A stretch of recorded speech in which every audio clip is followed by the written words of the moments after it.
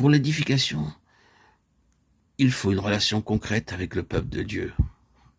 Cela est très nécessaire. C'est une nécessité pour le Seigneur en vue d'une plus pleine révélation. Dans cette question de révélation, que devons-nous à cette chose même? Pour une révélation, le Seigneur doit avoir le corps exprimé spirituellement. Il est extrêmement important de savoir cela. C'est là que le ministère du Seigneur fonctionne. Éphésiens 4 est un grand chapitre du ministère.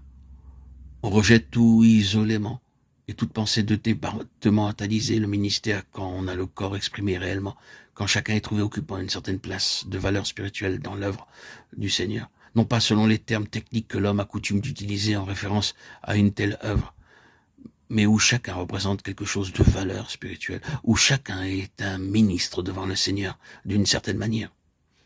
Que vous le reconnaissiez ou non, c'est un fait. Malheureusement, beaucoup de pertes sont essuyées parce qu'on ne réalise pas dans quelle grande mesure l'obéissance de la part de chacun d'entre nous affecte le résultat. Je vous dirai comment tester cela. Est-ce qu'il va y avoir quelque chose de personnel pour le Seigneur par un moyen corporatif? Disons une conférence. Je me hasarde à dire qu'il n'y a pas beaucoup de gens qui, spirituellement associés à cela, ne connaissent pas quelques aspects de la fureur et de la pression du diable comme contre cette chose-là. Vous n'avez pas besoin de provoquer le diable de quelque façon que ce soit. C'est un conflit. Et ce ne sont pas seulement les personnes responsables dans le ministère de façon plus évidente qui sont affectées. Mais le conflit s'étend à ceux que nous ne relions pas directement au ministère dans ce sens spécifique.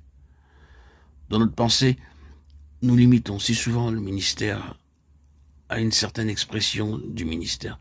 Ceux qui ont des tâches ordinaires au foyer et des soins de ménage peuvent peut-être considérer cela comme des devoirs sans relation, et non comme une part du ministère. Mais le conflit trouve son chemin là-dedans. Il pénètre dans votre conscience personnelle, dans vos affaires. Outre le fait que votre être peut être impliqué de quelque manière plus immédiate dans ce qui se passe, c'est parce que vous êtes spirituellement lié à un témoignage, parce que vous êtes entré d'une manière spirituelle dans le corps de Christ, reconnaissant ce qu'est le corps de Christ. Que vous ayez compris la vérité ou non dans une large mesure, vous avez revêtu l'homme nouveau et vous souffrez en tant que membre d'un seul homme. Or, cela n'est pas seulement un fait que peut-être nous reconnaissons d'une manière douloureuse, mais c'est un privilège. Paul a dit: maintenant, ce qui manque aux souffrances de Christ, je l'achève en ma chair, pour son corps, qui est l'Église. Colossiens 1, 24. Là, dans vos foyers, dans vos affaires, dans ce que vous appelleriez les arrière-plans, vous rencontrez le conflit. C'est pour l'amour du corps. Là-bas, loin des autres, vous supportez le choc. C'est la preuve que chaque partie de ce corps a part entière dans ce ministère. L'ensemble est servi par chaque partie, revêtant d'une manière spirituelle l'homme nouveau. Bien que cela nous fasse participer au prix à payer, à la souffrance, cela signifie également que nous entrons au bénéfice de ses bienfaits et de sa valeur.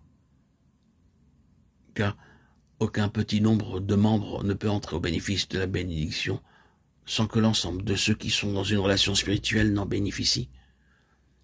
Si un membre souffre, tous les membres souffrent. Si un membre se réjouit, tous les membres, d'une certaine manière, se réjouissent et en bénéficient.